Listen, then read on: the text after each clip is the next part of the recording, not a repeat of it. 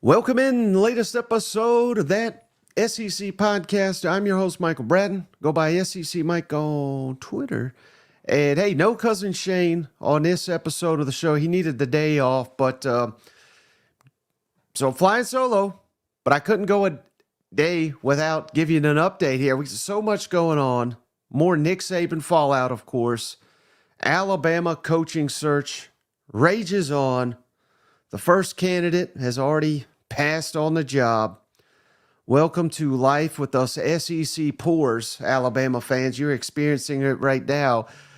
We got, major news at LSU. It's kind of flown under the radar. Big news for Texas.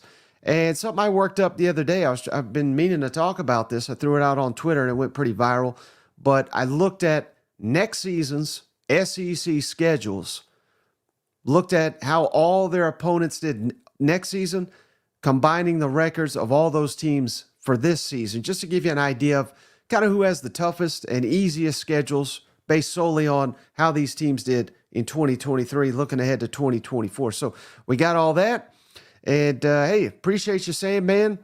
And Anthony, so many people in the comments already. Do appreciate each and every one. If you haven't already, hit that like and subscribe. I would appreciate it. And yeah, this goes with the theme of Nick Saban. FSU apparently just got hit. It's being widely reported. NCAA violations. It's got to be tough to be a Florida State fan. Can't get in the playoff. NCAA violations. I don't know how serious they are, but look pretty serious. Would be a hell of a time for Mike Norvell to pack his bags and head to Tuscaloosa with all these violations down at Alabama or at Florida State.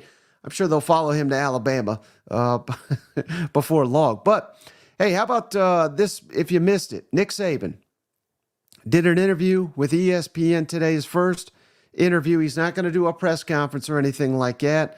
Nick Saban with Reese Davis on why he made the decision to retire. Let's start right there. Paul, why did you decide that this was the right time to retire? Well, I don't think there's any good time, especially when you're a coach, because once you're a coach, you think you're going to be a coach forever. But I actually thought that in hiring coaches, recruiting players, that my age started to become a little bit of an issue. People wanted assurances that I would be here for 3 years, 5 years, whatever, and that got harder and harder for me to be honest about. And to be honest, this last season was grueling. It was a real grind for us to come from where we started to where we got to. Took a little more out of me than usual, and you know, when people mentioned the health issue, it was really just the grind of, can you do this the way you want to do it? Can you do it the way you've always done it and be able to sustain it and do it for the entire season? And if I couldn't make a commitment to do that in the future, the way I think I have to do it, I thought maybe this was the right time based on those two sets of circumstances that, like I said, there's never a good time, but I thought maybe this was the right time. So there's no illness. It's just the grind and the gruel of the season. Yeah, there's no illness. Miss Terry's fine. I'm fine. But it was can you sustain the season? You know, when I was young, you know, I could work till 2 in the morning, get up at 6 and be there the next day and be full of energy and go for it. But when you get a little older, that gets a little tougher, and I'm sure a lot of people can relate to that. Let's start with the simplest question.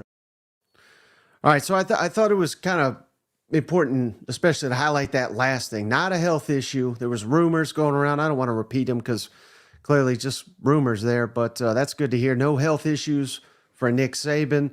And by all accounts, it does sound like he is inching closer towards taking a job at ESPN in some capacity. I don't know what that is. I would imagine not even Nick Saban knows what that means or what his next role will be. But I would imagine he's not going to be far from college football. He said he's keeping an office there in Alabama. He has cleared out his office, though. And as someone mentioned here, Jimmy Sexton was spotted touring a facility. So was that for Nick Saban or was that for the AD to tell him who he's going to hire as his next coach? I don't know. But pretty fascinating. Cousin Shane says he's in Tuscaloosa tonight, or I'd be there.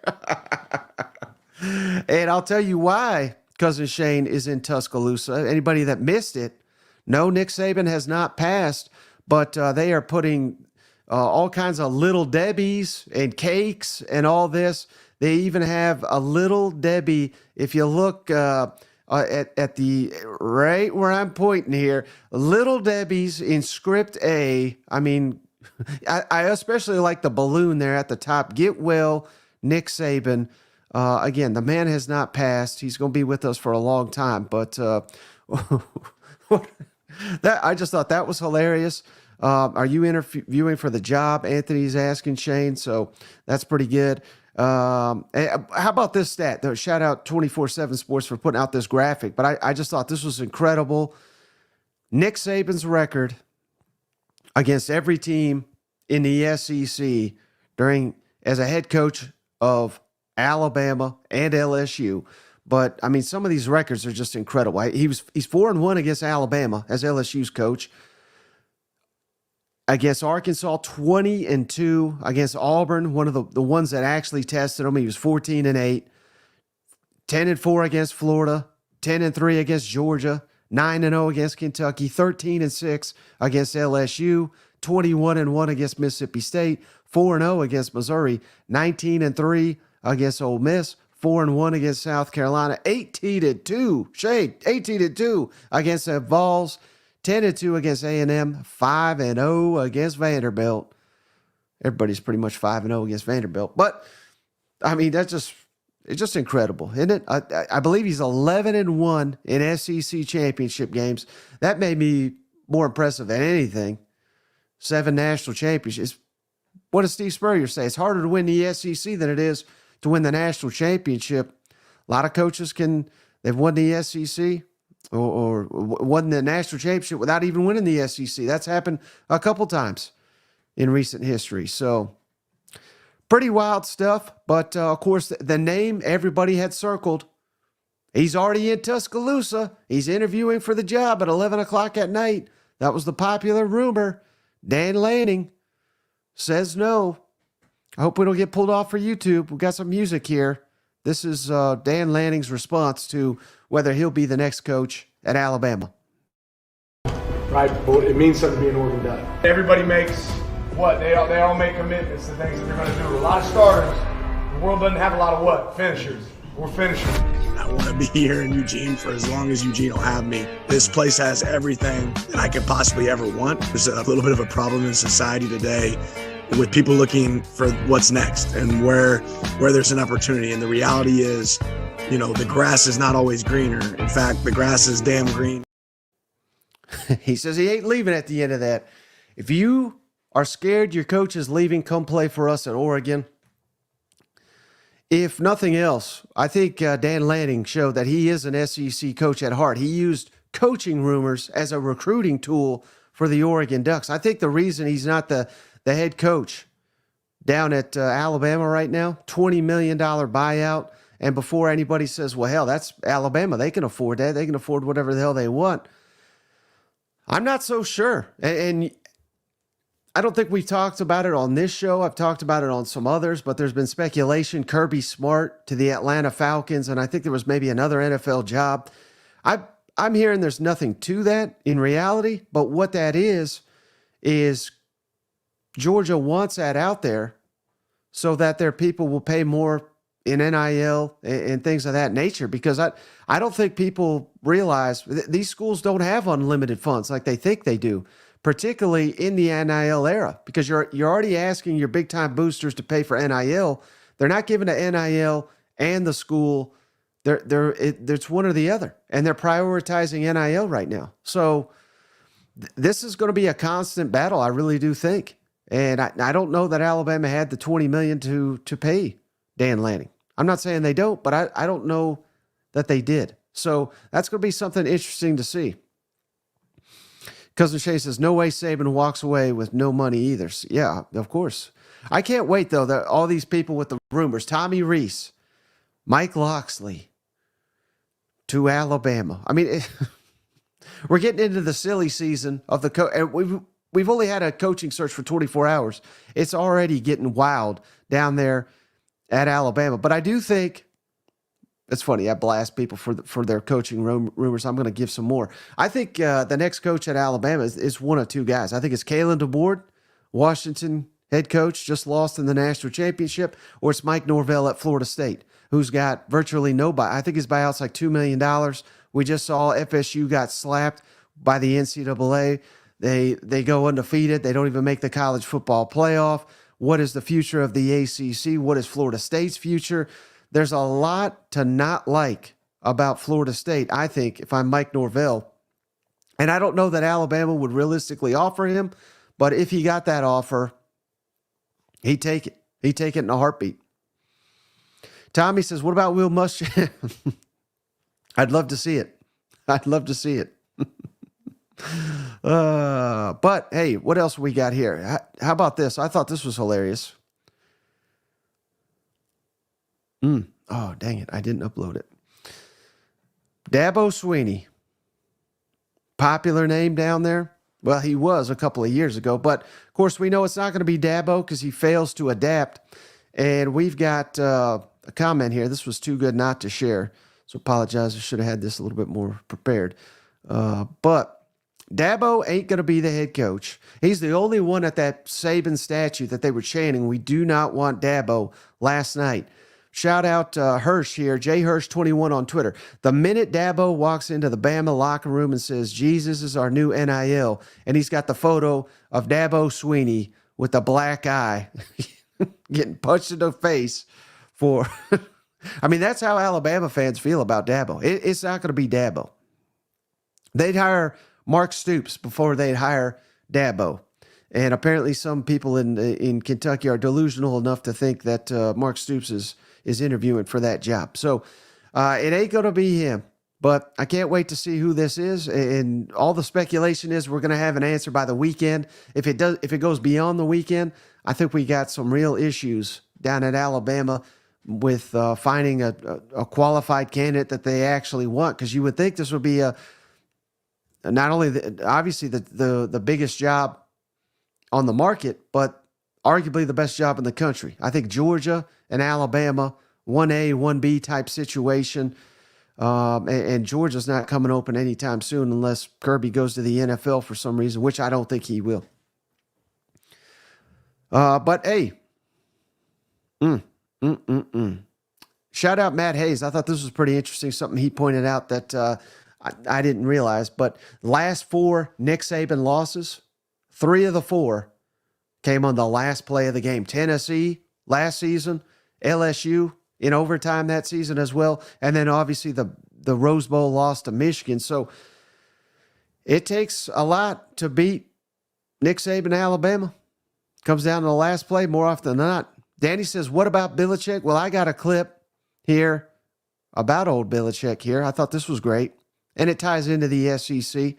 Bill Belichick and Nick Saban, I think Belichick, without a doubt, the greatest NFL coach of all time, given what he accomplished in the Super Bowl era. Nick Saban, the greatest college coach ever, and 2 great friends. Here's Bill Belichick walking to the podium to say goodbye to the New England media. Hi, good morning. Seen this many cameras since we signed Tebow. I told you it had an SEC twist. If you couldn't hear it, I apologize. It was a little bit low. He said, I hadn't seen this many cameras since we signed Tim Tebow, which Tim Tebow actually responded to that and said, well, that's about all I accomplished in New England. Congrats on leaving the Patriots. But I just thought that was great. Yeah, I mean, I don't know. If people keep asking in the comments, what about this guy? What about that guy? I'm telling you, it's going to be Kalen DeBoer or Mike Norvell. I think those are the only 2 options for Alabama. And they better name someone quick because the portal is open for their entire roster for 30 days.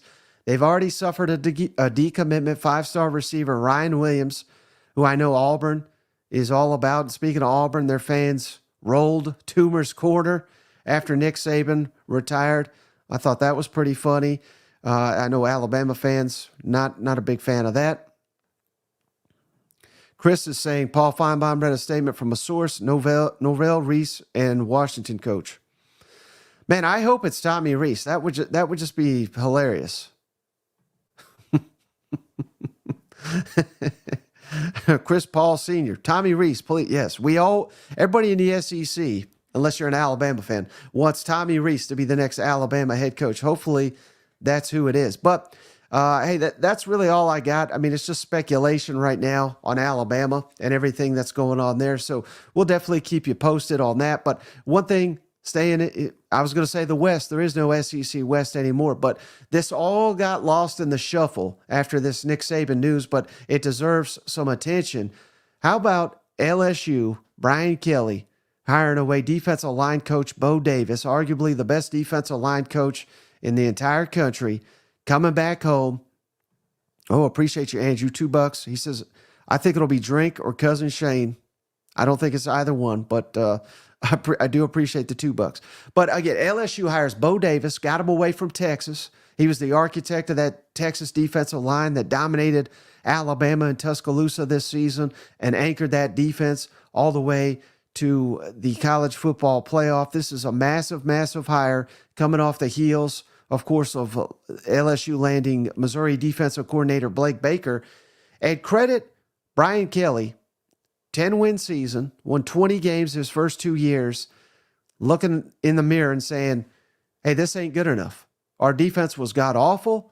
Had we had any kind of quality defense, we would have possibly won the SEC West, possibly won a national championship because their offense was that good. Their defense was that bad to keep them out of the conversation for much of the season. So I thought that was big.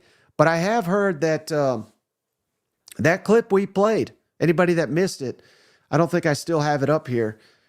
Shane's saying Lincoln. Okay, we might be able to get Cousin Shane in here. I was trying to give him a day off here. Hold on a second.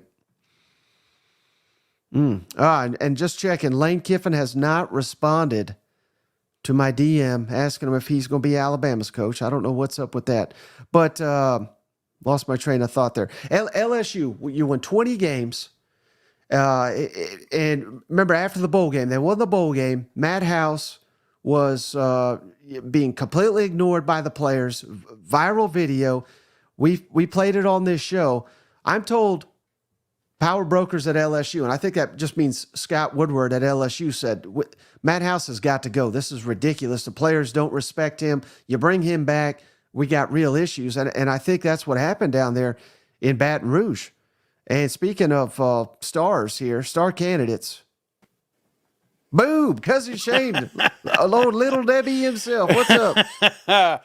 Oh, man, I tell you what, buddy, it is just absolutely wild. Sexton told me not to say anything, but it is the rumor mill. It's always fun. It's always fun when there's a coaching hire, and I know you've moved on to LSU, but, it's like, I don't know about you, Mike, but I just can't stay off Twitter. I can't stay offline.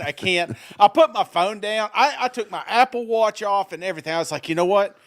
I got the day off. I'm just going to sit here. I'm going to watch a movie, and I'm like 10 minutes into it, and I'm like drifting. I'm like, I wonder what's going on Twitter. I can't get through a movie. I'm trying to find out who the next head coach for Alabama is going to be, and it kind of blows my mind, Mike. And I don't want to rehash anything. I may have missed part of the show here, but I thought there's a chance that this may not be orchestrated. You know what I'm saying? There's that. I think that little devil on your shoulder saying that Alabama did not have a plan yet. Maybe they had an idea. Hey, we'll call Dan Lanning or something. There's no way he's going to turn this job down, and then he does, or something along those lines. So there's a real shot that this thing gets a little chaotic. But the longer it goes, it feels like a classic Friday's news drop, a dump. Like they're just going to hire somebody that's not a sexy name. That's not a Dabo. That's not one of these guys. Like I joked about Tommy Reese or something. It just feels kind of like that may be the plan for now. Right. Liquid Flame says Cousin Shane's later to the show than I am. No, that's not Shane's fault. I didn't even tell him I was doing it till I did this. But you make some good points, Shane. And if they really do Friday news dump us, Yeah. Maybe it is Tommy Rees, which I don't think it will be. And you see in all the comments, Lane Kiffin. It's not going to be Lane Kiffin. Yeah, I mean, no. from all accounts, I've been told, and I've said many times from people that would know, no shot in hell Lane Kiffin ever, not while the people that are currently at Alabama are running Alabama. Now, maybe Shane, if they get 3 or 4 or 5 down their list, and they keep getting no's, which I don't know why they would, but if they keep getting no's, maybe they do turn to Lane. But I think Lane Kiffin is going to milk this for social media fun. I mean, I don't know if you've seen this, Shane. He's tweeting out yoga mats, and people are out here like, there's a studio in Huntsville, Alabama with these same mats. Like, he's on his way. You know, like he is living a good life right now, just pecking at Alabama. It just feels like maybe that, he went radio silent right when the news broke, and it was probably like, is there a shot? I mean, I'm not saying that was the case, but there may have been some phone calls. There may have been some conversations, with agents saying, hey, can this happen? Is there a chance? And again, it's all speculation here, but it seems all of a sudden light switch turns on and says, hey, let's start trolling because I'm not going to Tuscaloosa. Right. But, as soon as that news happened, the tweeter himself, I mean, he went dead silent. Like you're exactly right. He got on the phone, I assume, with Jimmy Sexton, who's now in Tuscaloosa, and that's what old Jimmy's doing down there, Shane. He's talking to Greg Byrne, the AD, saying, "We got this guy. I know this guy will be interested.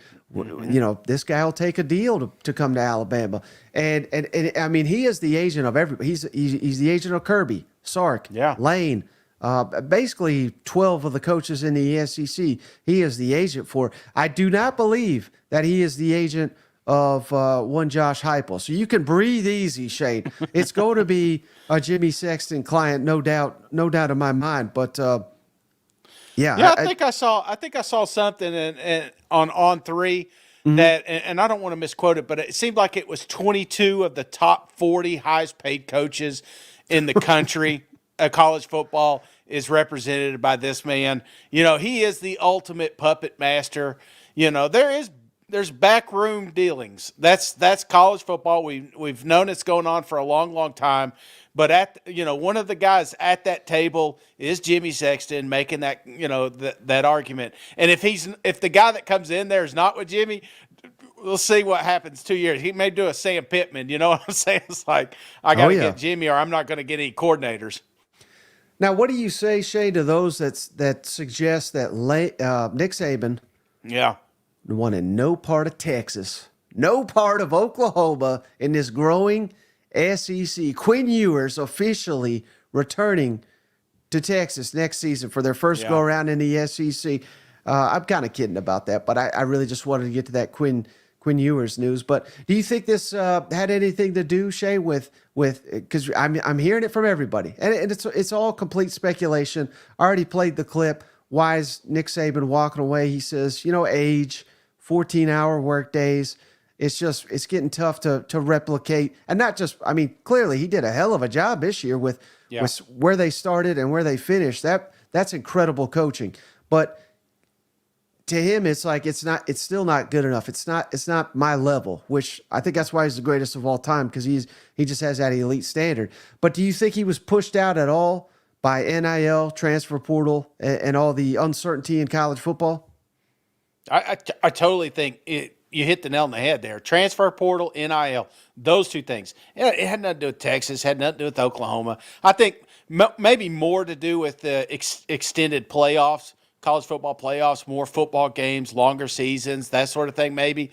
But other than that, I really think it's just that football's changing. College football is in a major shift right now, something that has been in a long, as long as he's been down there in Alabama. And, that same old recipe ain't going to work. It does require longer days. And these kids, man, my kid, she stays up 3, 4 in the morning. You know what I'm saying? It ain't like Coach can just text these kids at 8 o'clock in the morning and say, get their text out of the way. No, he's got to stay up later and later, and it's just the game we're playing these days. So no, I just think that it's time. It's a young man's game, and Nick Saban's stepping away from it.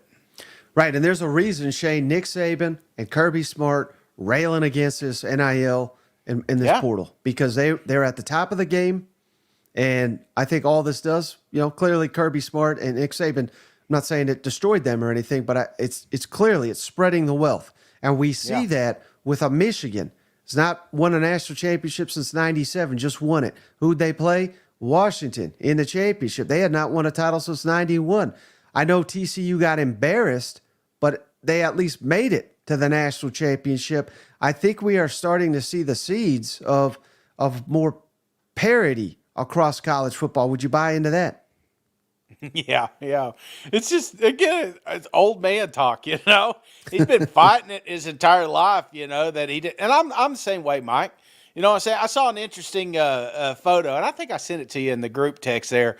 It's like kids these days, they get out of school for a high wind, but when we were in school, it's like there could be a tornado coming. They're like, just get in the hallway and put a book over your head. We're having pizza at lunch. So that's kind of like the transition from what it was back in the day to what it is. We fight it. We fight it in all aspects of our life. And Nick Saban is human, and he's no different than us. In fact, Mike, there's a lot of people listening to this show that have fought the playoffs, that have shit on the NIL. That it's shifting. It's changing, whether you like it or not. And that's why you're starting to see some of these other teams pop up out of nowhere, like the Ole Miss, like the Mizzous. These teams, they're embracing it. And if you don't, you will get left behind. And I'm not saying Alabama is in jeopardy of that, but who knows what the landscape looks like 2-3 years from now, and could Nick Saban continue down that path? So I just think the evolution of college football just caught up on Papaw Saban here. Yeah. Hey, one last thing, Shane, that I wanted to get on to share with the audience here. Something that I had worked up. I don't know if you saw this. I think I shared it with you, but I wasn't sure. What I did, Shane, was I looked at next season's SEC schedules for all 16 teams. And what I did was, not only looked at their schedule, but combined how each and every opponent of next season, how they did in the season that we just passed, 2023. And I combined all those records. So I've got, based on that, the easiest and the toughest schedules, just based on how their opponents did last season. Does that make sense?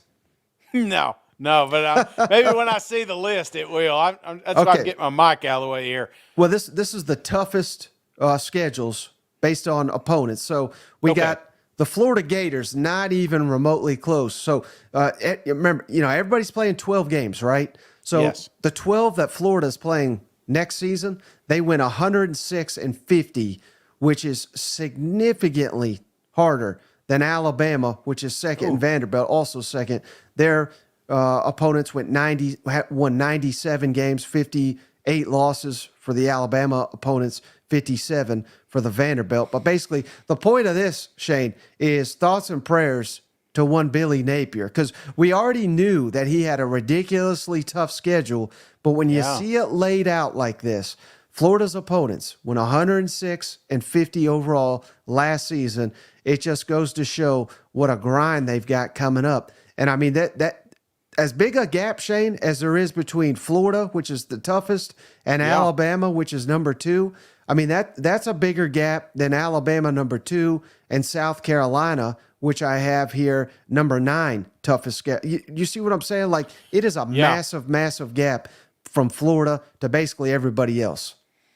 Yeah, no, I absolutely see it. So this schedule that we're looking at right here for the audio listeners, it is ranking the schedule that's upcoming this season, 2024 season, but you took last year's records and where they were at, correct?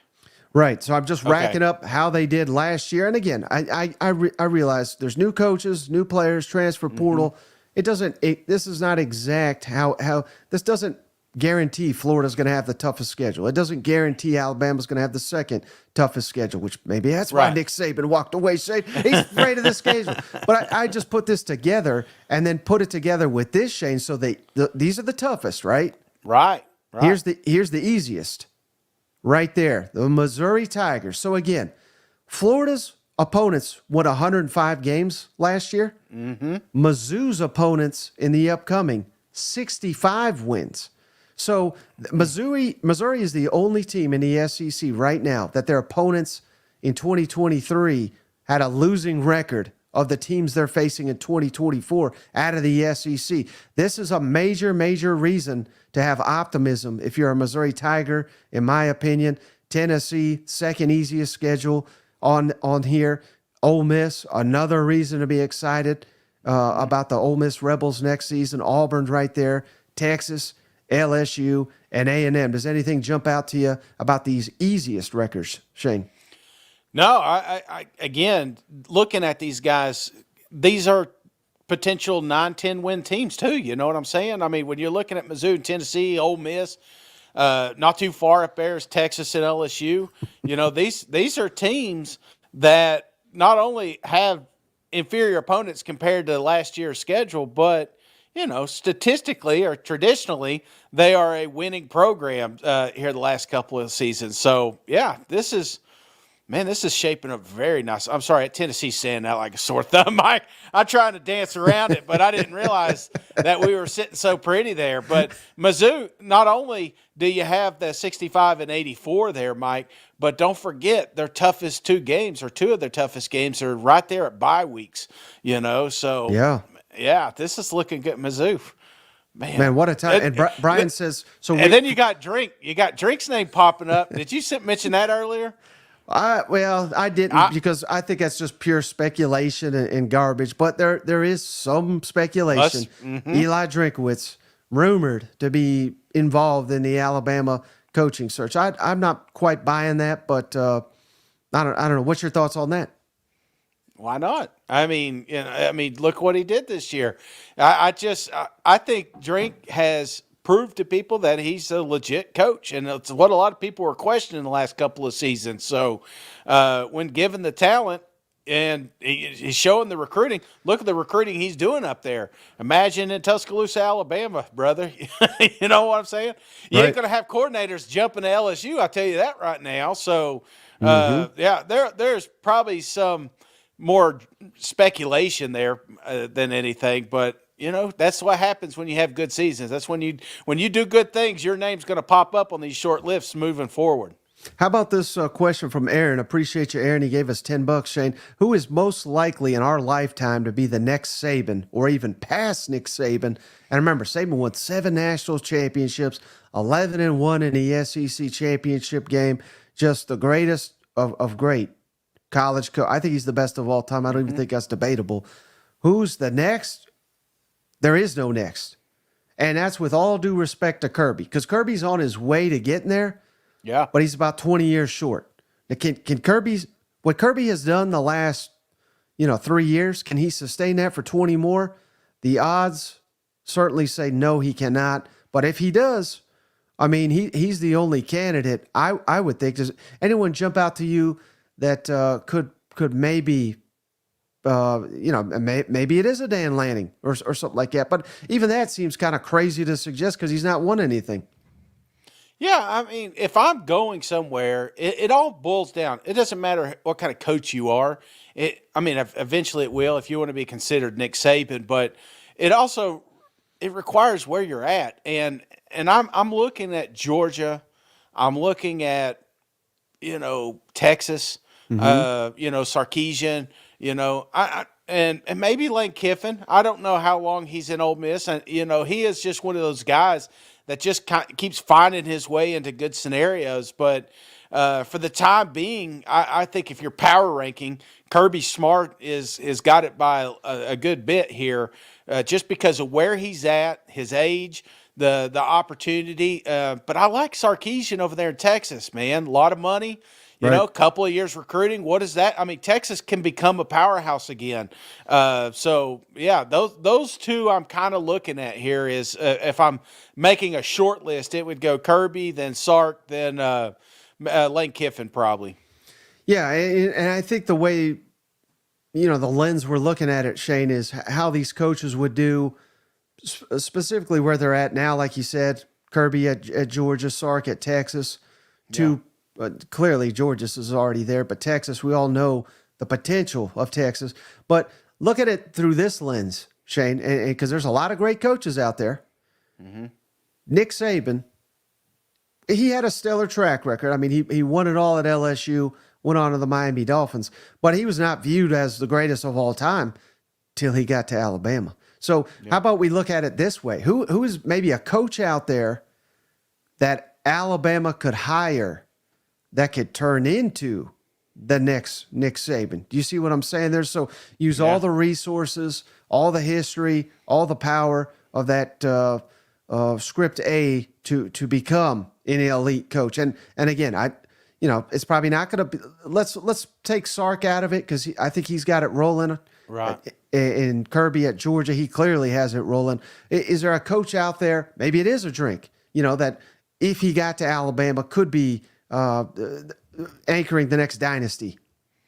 Well, I think the list stays the same, Mike. I know it sounds crazy, but if you put Lane Kiffin in Alabama, even though it's not happening, he's going to be there a while, Mike, and he's going to be a hell of a recruiter. You can't beat him there. Short of him getting staff, which he's been showing that he's even getting better at that. If he's filling up the roster spots around him, that's what it boils down to. It's not so much the coaches, it's the universities. Like you said, I mean, look what Nick Saban went from LSU to Alabama. And when we talk about how great Nick Saban is, those are the two teams that we keep talking about. But look at those teams, Mike. Look how many championships LSU's won. Look how many Heismans they've had. Look how many same thing with Alabama for decades. You go to a place like Texas, a recruiting hotbed, something where you're always going to be in the top 5 recruiting class. You're always going to have those bodies coming through. I think that's what it boils down to. Now, I'm not saying some other areas cannot become that. But right now, 2024, there's about 3 places. If I borderline 4, man. Florida's shown that it can do it in the past, but right now they are just in the damn bunker, But if somebody came down there, I mean, could you imagine all these names we're talking about come down there to Gainesville and light a fire under that state? You know what I'm saying? Florida could be scary again. I don't know if you caught it, but Steve Spurrier, he was on Feinbaum today. Uh-huh. And Spurrier was talking to Paul, obviously, and he said, hey, Paul, did you see Billy Napier was on the list of possible candidates at Alabama? Did you see that? Mm-mm. And Paul said, well, we're looking at 2 different lists, Steve. Yeah, it ain't going to be Billy. Maybe he'll turn it around, but boy, it's not looking too good. But, hey, just a quick one here. I didn't have a ton to go off of here. I may have to go live daily here, Shane, just to recap the latest Alabama rumors and coaching search. And I hope for their sake they get a coach soon, because this is not a thing you want to linger on. But it sure is fun to speculate, like you said, on Twitter. I don't know about you. I barely slept last night, Shane, because I was thinking, oh, man, is Dan Lanning, is he already there interviewing at 11 o'clock at night? When are they going to name him the head coach? I mean, this is just a train wreck waiting to happen here if they don't hire a coach and hire him soon. Absolutely, man. I've been trying to stay off my phone. That was like part of my New Year's resolution. Like 8 o'clock, I'm putting that thing down, and now my screen time alerts keep going off. Like, somebody's got your phone, Shane, because I'm living on this damn thing. I'm not going to get any work done. My boss listens to the show. I'm just kidding, man. Just kidding. I'll get some work done. Hey, Roy, real quick, wants to know, Shane, why did you change your name to Little Debbie? I think it's pretty self-explanatory, but why don't you tell Roy? Maybe he missed the image. Yeah. Here. Well, the image, and I don't know if you showed the tweet that I sent out, Mike, sitting back there in the bushes waiting for this thing. But when they started rolling out, it first started out with 1 box of oatmeal cream pies, and that caught my attention. You know what I'm saying? But then I saw red velvet cake. I saw slices of pizza. Mike, it looked like I was missing a hell of a party. So, I'm gonna upload it now, Shane. Yeah. So, and that's why I put the Little Debbie on there, because anybody that knows, I am clearly a Little Debbie lover. I've been trying to hold off of it this year. I've not had any sweets since January 1st. But by God, if I was in Tuscaloosa, it'd be pretty damn tempting to hand out there with Nick Saban. So here's Cousin Shane in the bushes there, right behind the Saban statue. looking at all those little Debbies. And then shout out, let's see if his name is displayed on here, David Conrado here. He edited this bad boy together.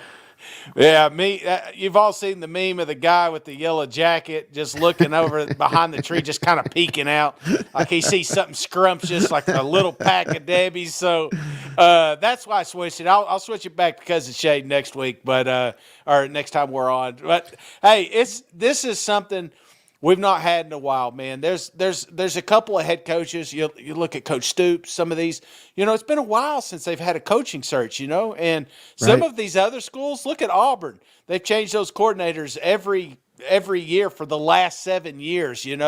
They're used to hiring and firing. Alabama, this is uncharted territory. They've sat up there on their little perch and made fun of everybody else in the SEC. So now we're getting our chance to kind of dissect the next coach there. I haven't seen any plane tracking yet, but I'm sure it's out there, man. Oh, no, the fans are already at the airport awaiting any small private jet to see who gets off it so they can welcome him to Tuscaloosa. I think that may be a bit premature. I don't think anyone's flying there to take a job, but you just never know, Shane. And if we keep talking about Little Debbie's, maybe they'll sponsor this show. So anybody got any connections, let them know. I mean, there cannot be a better SEC podcast to sponsor Little Debbie's. You know what? I tell you, their stock took a hit, man, when I got off of it.